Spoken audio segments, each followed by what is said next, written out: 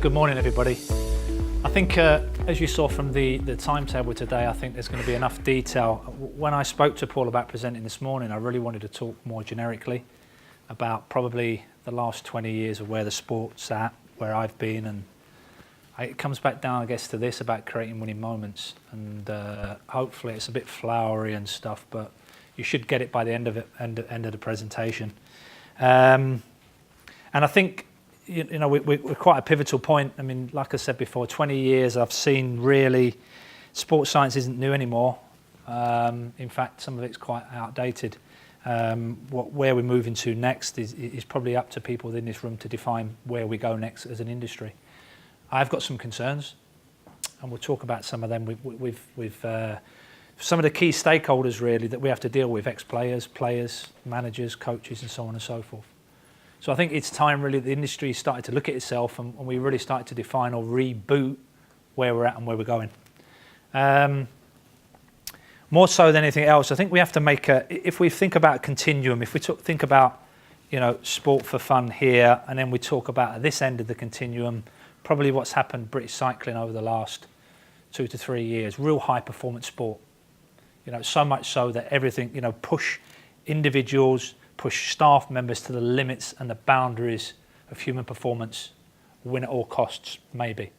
And think about where you sit or where we sit or where we want to define ourselves on that continuum. And probably most of us are operating towards that high performance sector. And what is that? What do you want it to look like? How far are you prepared to push individuals? And I think when we're talking about this, and I keep coming back down to it now, my role now is youth development exclusively. It's just about young players, player development right through the system. Albeit the stakes are higher. You know, the financial, as I'm sure some of you are aware, the financial packages that 12, 13 and 14s are offered nowadays are absolutely ridiculous compared to, you know, professionals of 15, 20 years ago. The thing that we've got to be guarded about, and we'll talk about red flags and limitations that you put on athletes, is that what is our key responsibility? Well, one, it's to keep athletes training. One, it's to push them towards their genetic potential and ceilings.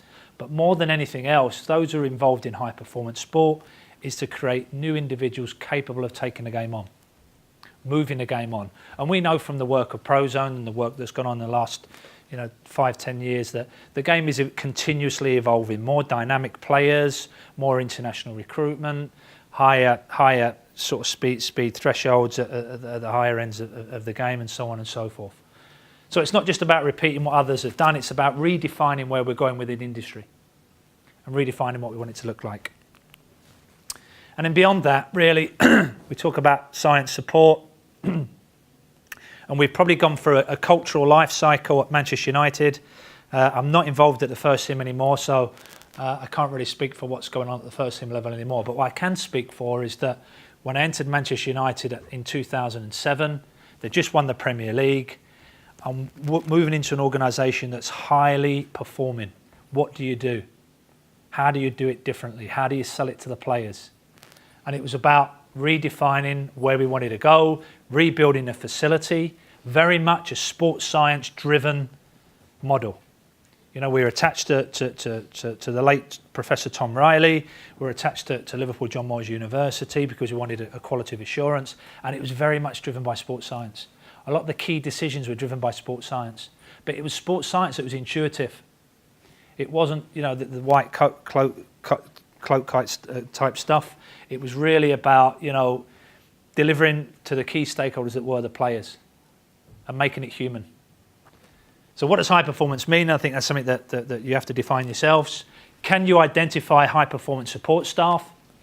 I do feel now that we've gone from sports science models that were really thin to now, I think, potentially some clubs and some staffs are over-resourced. We've got too many staff now. And I was probably responsible for that at Manchester United. Went from recruiting generic staff that could do a multitude of things, developing young staff that can do the whole spectrum of activities, to then bringing in a recovery specialist, to bringing in a training load analyst and a training load specialist. Well, now we're overstaffed and over-resourced and under-delivered. But that's another argument altogether.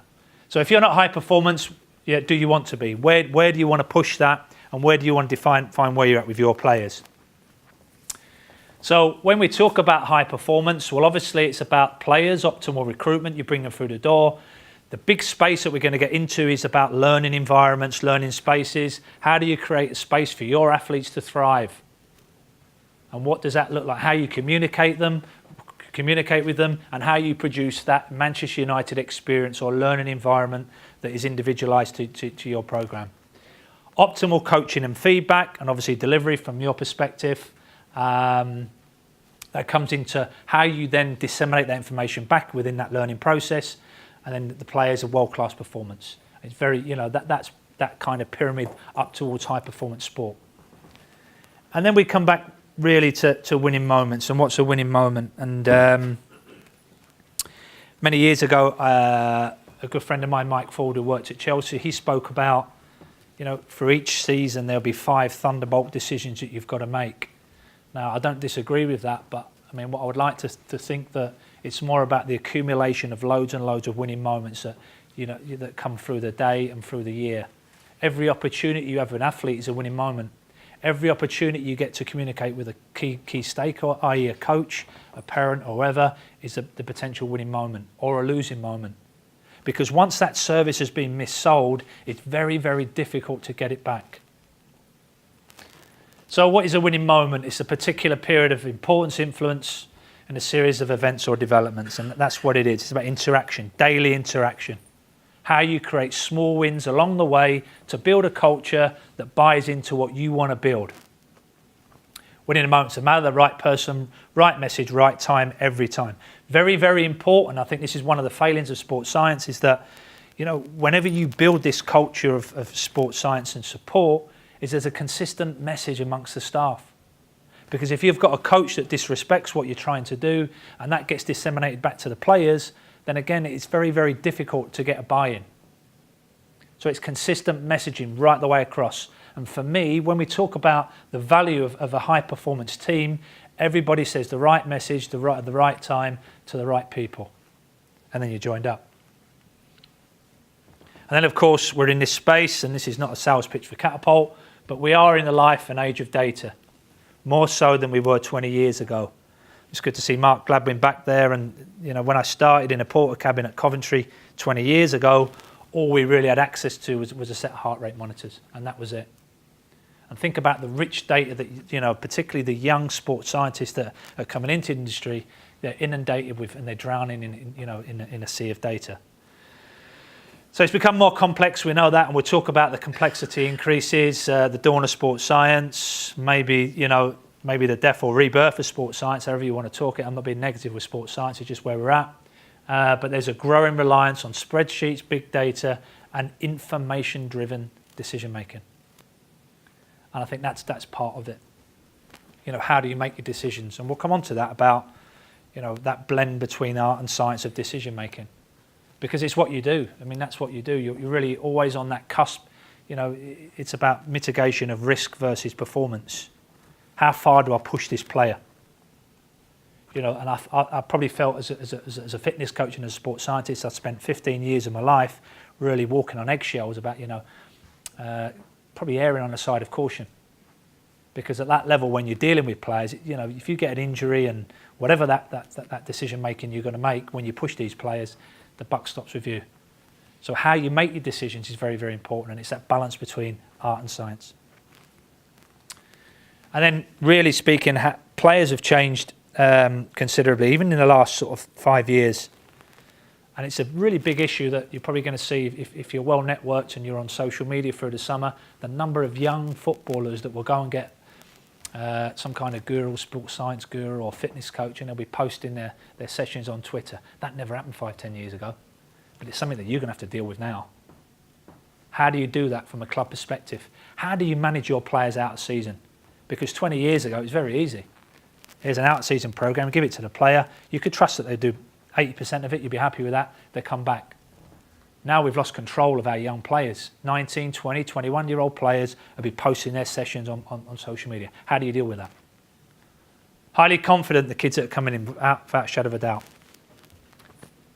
You know, only have to look at, you know, our biggest young signing, Paul Pogba, and he represents Generation Y. He's the face of Adidas. He's what we're talking about, and we have to communicate with him, and we have to get on his wavelength. We can't bemoan the fact that he's always on his mobile phone or whatever, because that's the life he lives in. Techno-savvy, they're well-networked, independent thinkers. They want to think for themselves. And young staff want to think for themselves also. We have to manage that as older key stakeholders. They love variety and environment. They want fast results. They demand fast results, which is great for the technology that we're providing them with. And they need an individual approach. Hence, the number of individual fitness coaches that we're working with players in the next 5 to 10 years will grow exponentially. Zlatan Ibrahimovic brings his own guy, his own masseur, who works his S&C program as well. And that's going to come. It will come. It's in the game now. And there's not a lot we can do about it. If a star signing wants to bring his own team around him, it's what you've got to prepare yourself for. So really, when we're talking about creating winning moments, it's about connecting with your stakeholders, i.e. the players. How do you connect with them? How do you communicate with them? How consistent are you with that messaging all the time? And a bit about variety.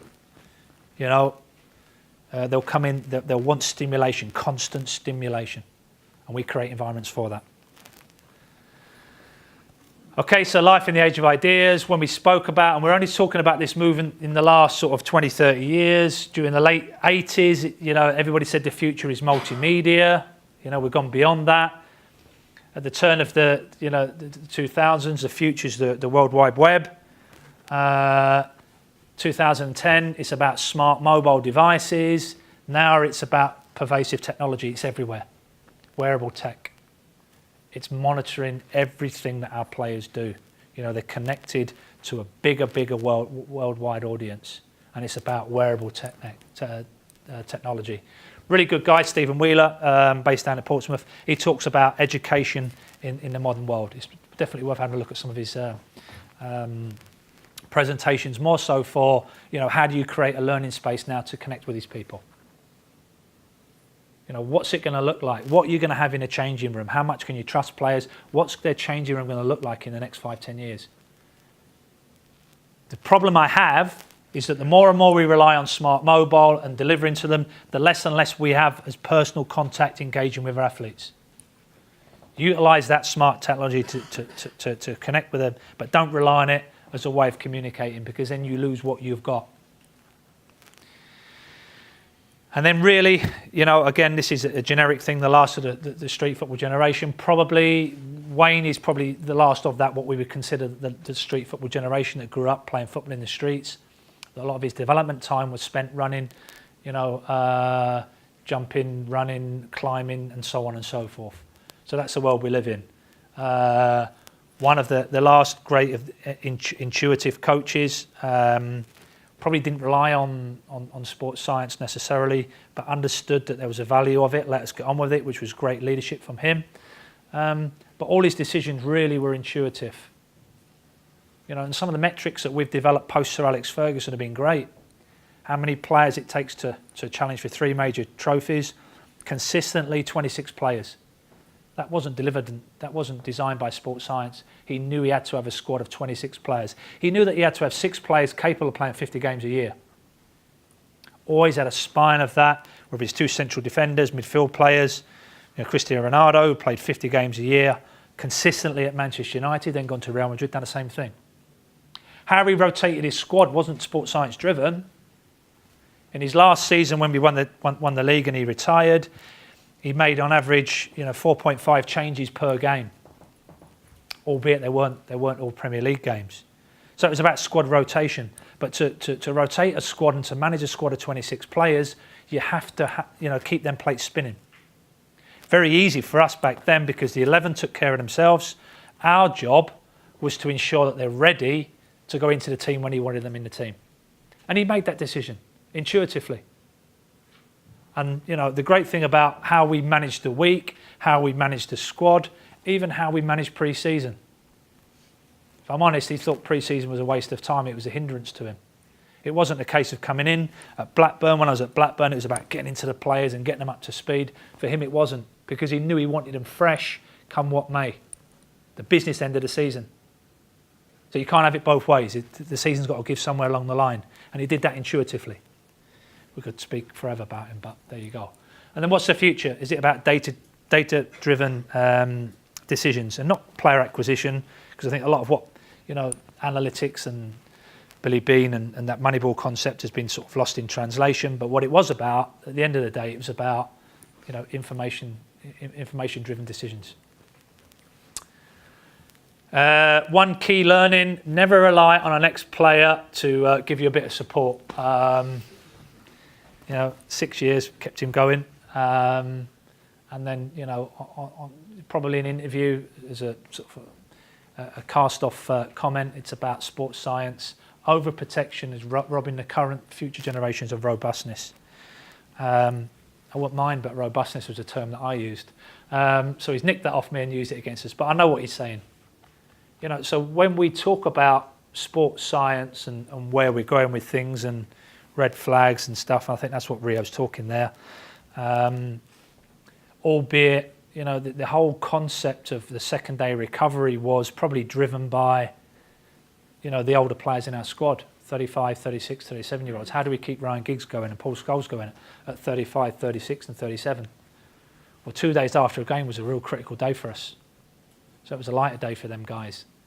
But, what tends to happen in that environment is that the younger 19, 20, 21-year-olds, want to sort of jump onto that program, and we want to increase robustness down there whilst increasing longevity up there.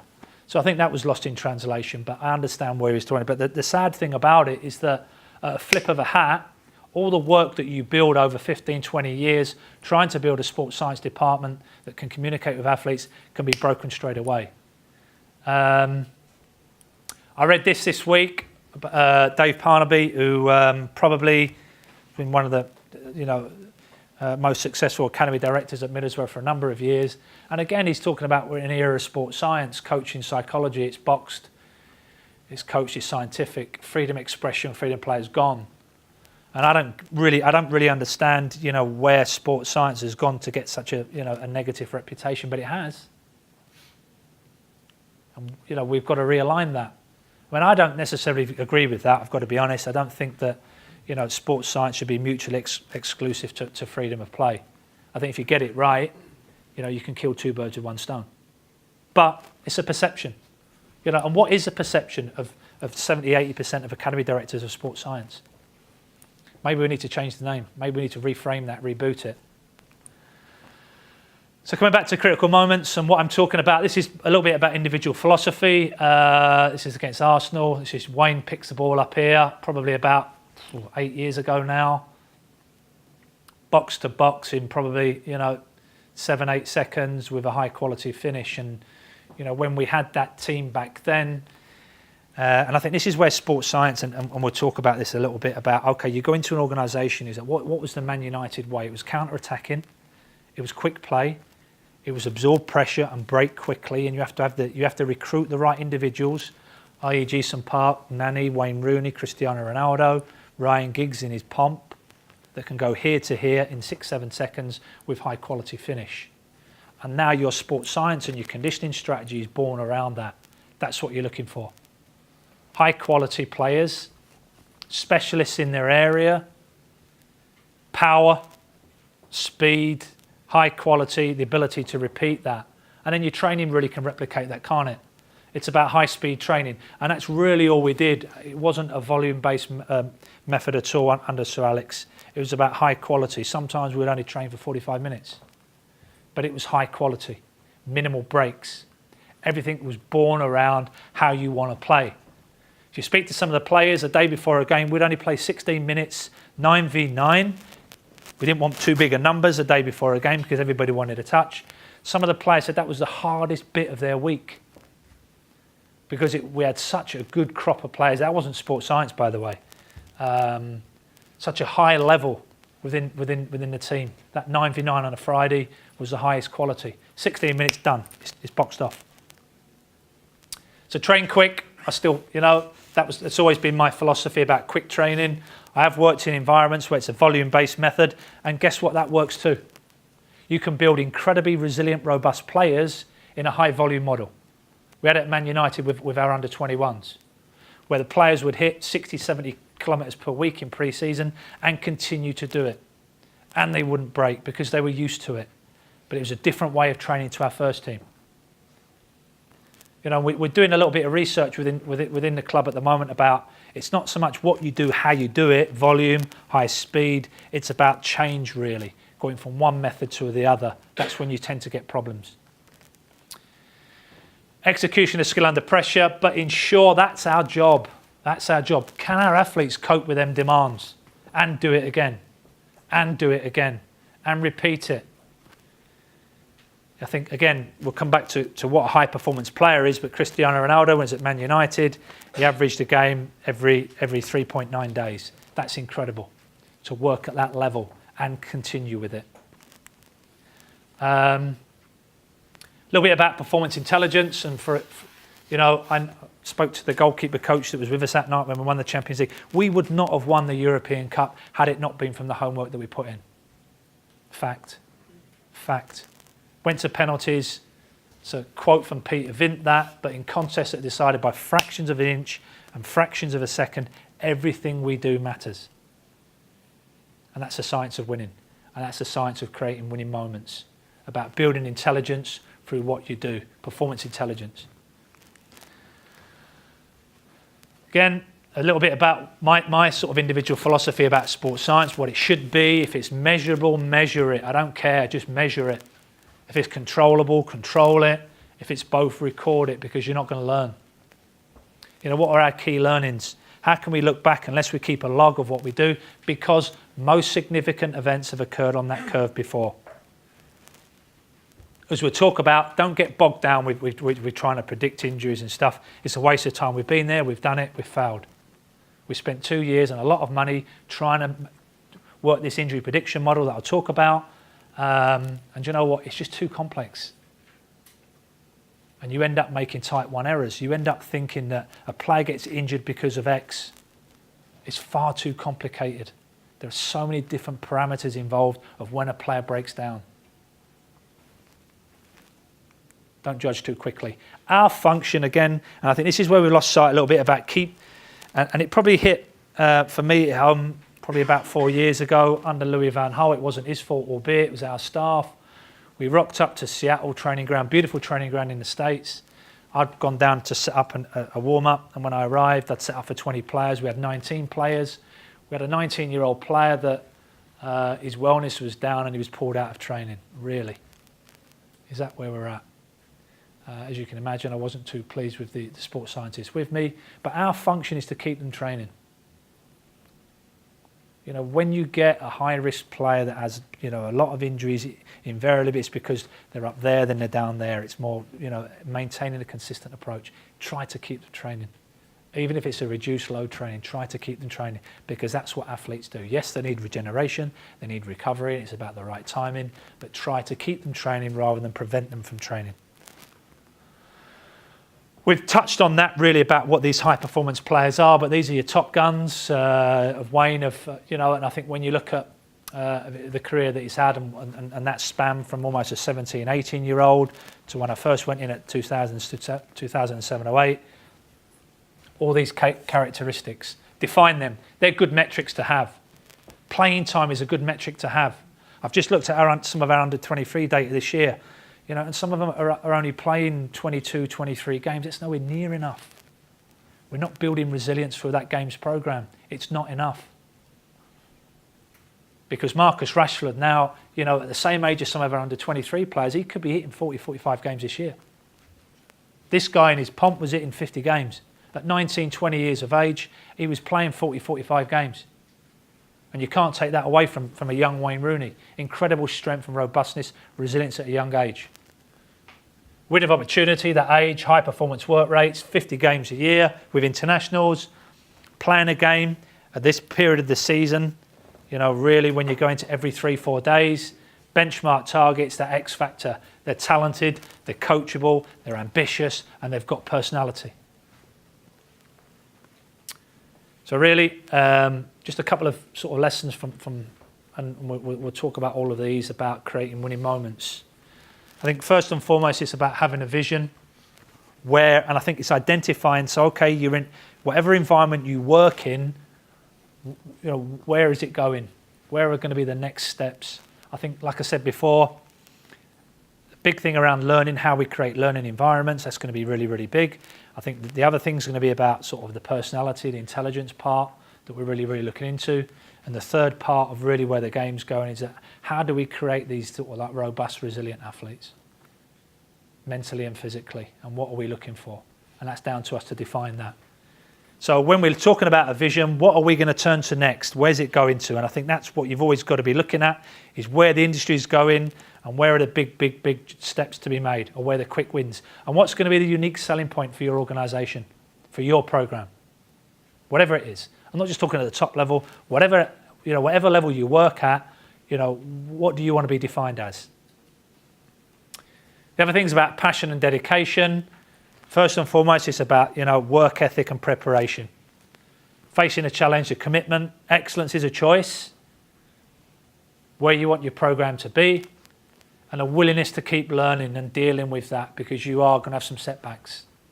So in that sort of journey towards creating winning moments, you will have setbacks.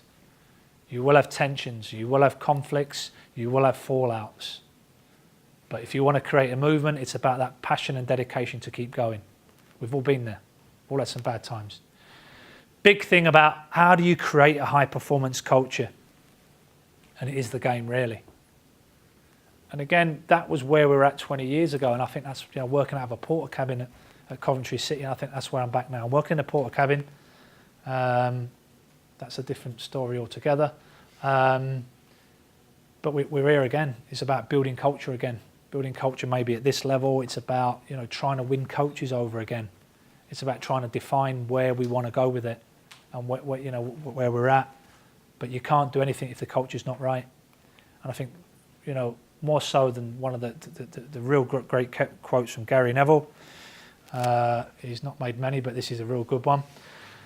Man United are never, and this come from a player within the system, and don't get me wrong, he was brilliant. He was a culture architect, he was busy, he would drive, and do you know what, sports science, delivering that, when he was a player, he was a pain in the backside, but I tell you what, he got things done for you as a member of staff. It was great. It was one of them double-edged swords. You would fall out of him every other day, but that was him. He drove it, so he knew that.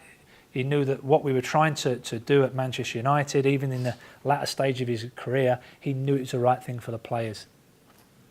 No end in sight. It's a relentless charge year after year. It wasn't just about winning the league and settling for that. It was going again. And I think that was always part of it, is that where you're looking for, where you're looking to take your programme on. Really, really important thing this. You think about, and I think of this slide, I've used it on a number of different areas. You can think about a life cycle of a player in his formative years, right the way up to high performance.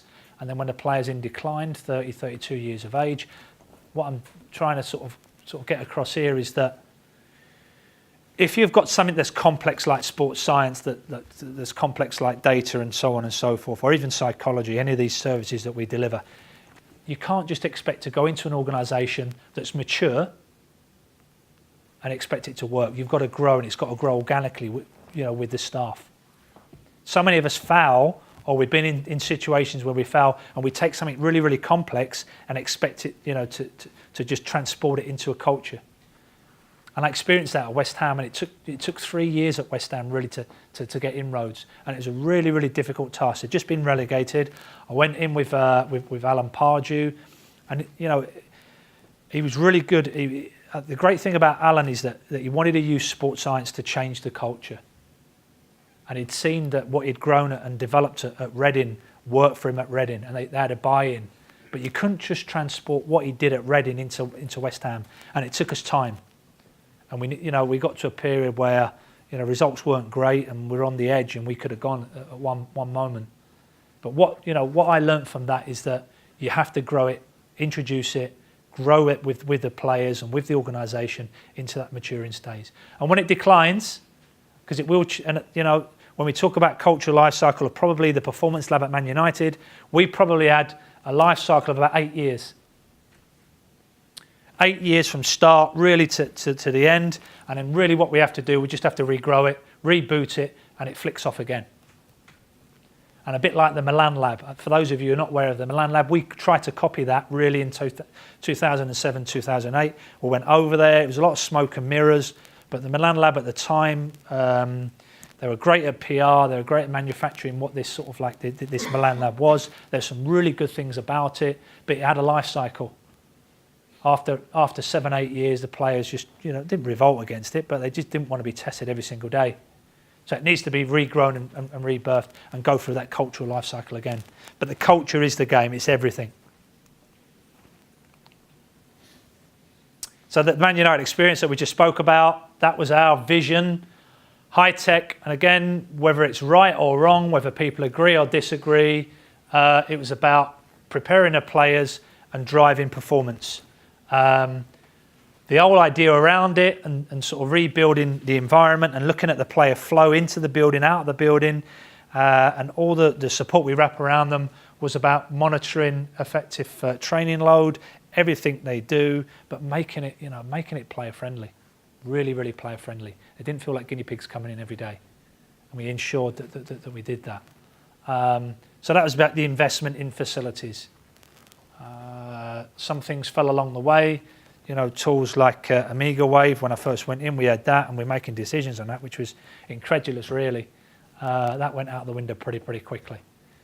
So it's about an investment in facilities. And we're not talking, I think more than anything else, is getting the culture right, getting the workflow right, and getting the engagement with the athletes right. More so than spending millions and millions of pounds. What was the return over a 7-year period? Well, yeah, we had a 15% increase, and the key metric along the way was about player availability. That's how really we should be judged.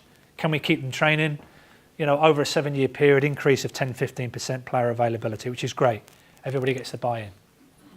But again, that only lasts for so long. You have to reboot yourself and redefine yourself. We've said that about sort of performance intelligence. Don't want to sort of touch on that. But the idea really was that when a player came in, and this is just a little graphic about monitoring everything we do and understanding everything that we looked at, performance levels. And I think that's the other thing about all the performance directors that we have in professional sport. What is performance? And the next, the big piece for me really is about defining what performance is. And how do you define or measure the impact of your performance service? How do you know as a sports scientist, as a fitness coach, as a coach, that you're improving performance? Then you can't have a performance director if you're not looking at performance. Then we touched on risk management, because it's what you do on a daily basis. Every single day when you're working with players, when you're making decisions, it's about mitigating that risk management. Are you risk averse? Are we now moving into an area where, will we have lawsuits in the next 5 to 10 years with all the growth of Catapult and the information that's coming in? We have individual learning plans for players within the academy. We're duty bound to provide evidence now, because there will be lawsuits. And it's about risk management.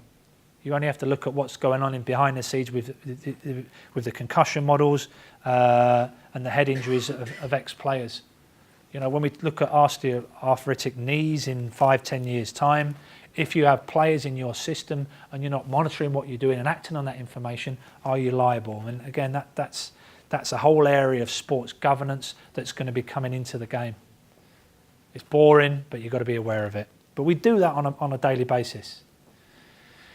So we did some injury research. Like I said, we spent a lot of money with John Moores, and at the end of it, we had some nice insights, but it didn't really drive the process. What we found, really, factors associated with injury would be independent factors of about 5, the position they play, how old they were, and at the time we had an ageing group. Within 3 years of winning the Champions League in 2008, we had a 25% increase of players over the age of 30. And what you saw at the back end of Alex Ferguson's reign is that we extended careers. It was great. The lab was there to extend careers, to keep players playing. But there came a point probably in 2013, and unfortunately for David Moyes, when he took the team on, he had a squad that would have been rebooted.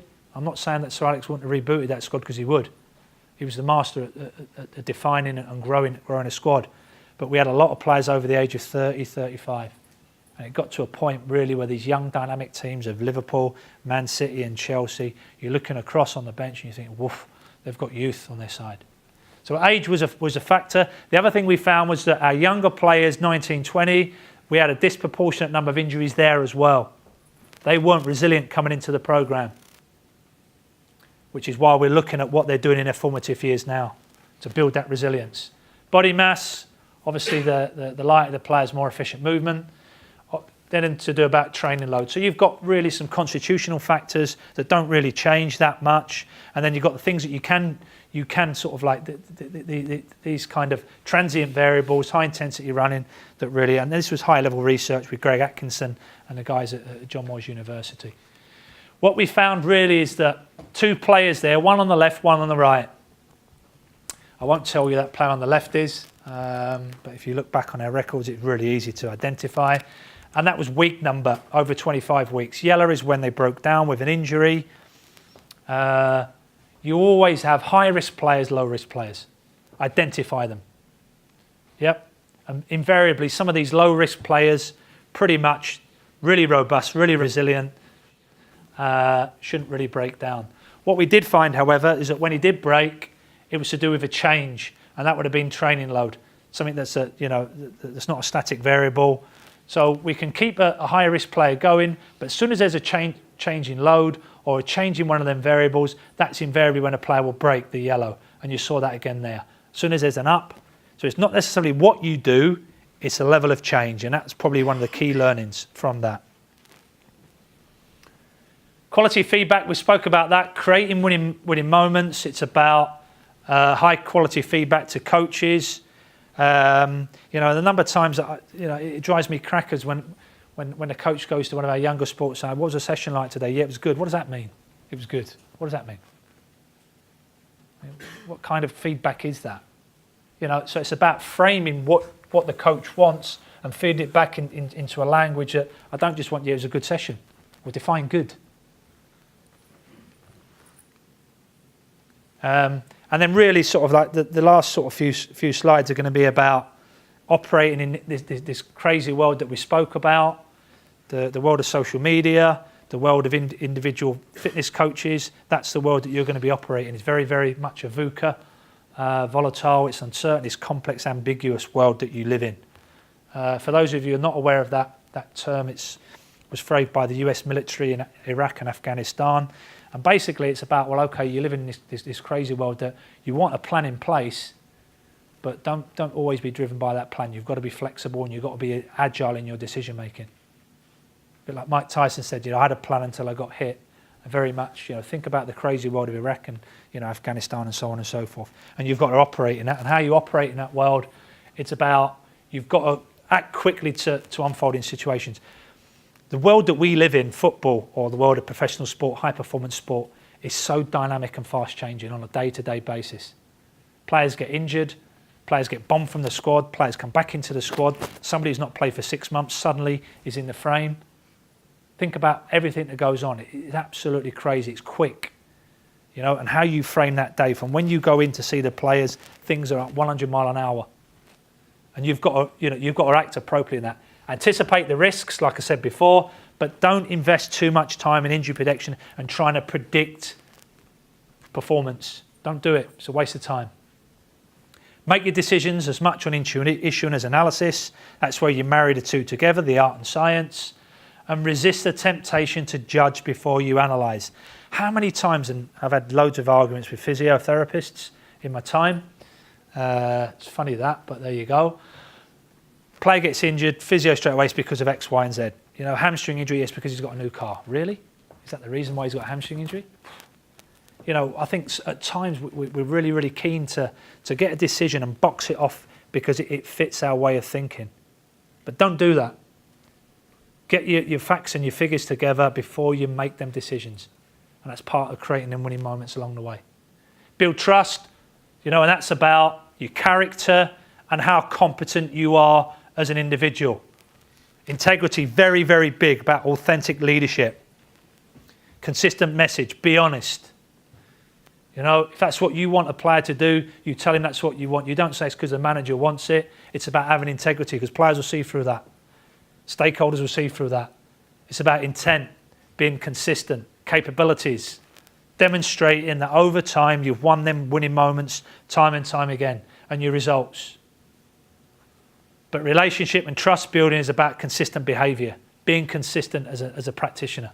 Very, very important. And that's about your abilities, your capacity to set and achieve your goals with the athlete. Spoken about this years ago, about how you make decisions. That guy, Nicholas Taleb, he wrote the book, The Black Swan. For those who haven't read it, I won't bother, just get a breakdown because it's like chewing sawdust. But there's a couple of really good things in there.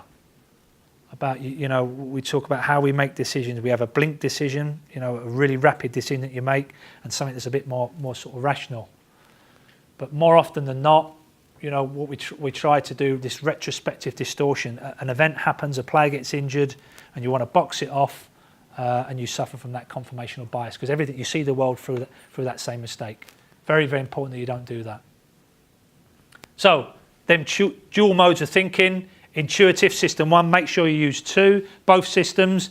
One's that sort of that effortless, it happens quick, and you build that with competence and years in the industry. The other bit is that, you know, what you have as a sports scientist, as a fitness coach, you have information. You have a wonderful, rich data set of which to tap into to help you make fewer mistakes. But that often, you know, resist the temptation to always make them snap decisions. And then the last thing really is that, this is a French term, I'm not even sure it's the right term that I'm looking for, is that our young fitness coaches and sports scientists really have operated in a world where everything's there for them. You know, as a young member of staff, you go into Man United and you can imagine it's great resources, as it would be at Tottenham, Chelsea and so on and so forth. But, you know, one of the things that we had to do 20 years ago was make the best of what we had. Be creative with how you create that learning environment. And I'm just going to flick one too, is that, you know, what I tried to do 2 years ago with our young ones was go back to the old gymnasium of 20 years ago, 30 years ago. But again, when we look at some of the guys that I've developed at Man United, you know, they've got everything on tap, they've got high technology, and that's all they're used to dealing with. When that goes, or when that breaks down, they haven't got a plan B. So make sure you make the best of the resources you have in hand. But it's about observation and listening. So when we talk about winning moments, observe the athletes, listen to the athletes. You don't necessarily need to take, you know, their wellness on an iPad, but engage with athletes, trust in your ideas, and any structure can be self-directed.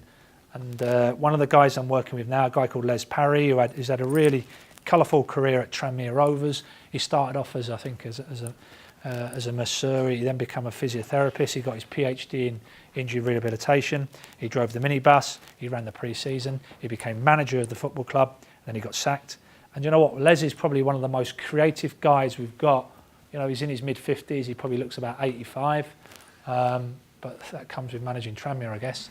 But he's brilliant at that. You know, give him a small environment in which to work, and he can thrive in any environment.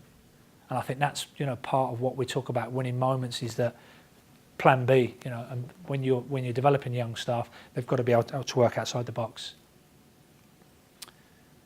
And then really, I guess that's to recap. I do think it's about winning moments. I'm sure you're going to be inundated with some great, rich data. I didn't want to sort of get bogged down in that. But when we talk about the Man United way, it really was about creating fast-flowing, attractive football, you know, high dynamic players, and arguably, you know, one of the reasons that Manchester United probably made the decision to move away from Louis van Gaal is because his philosophy wasn't in tune with that. But it was a good philosophy nonetheless. Really, really good philosophy. So I think that's about it. Thanks, guys.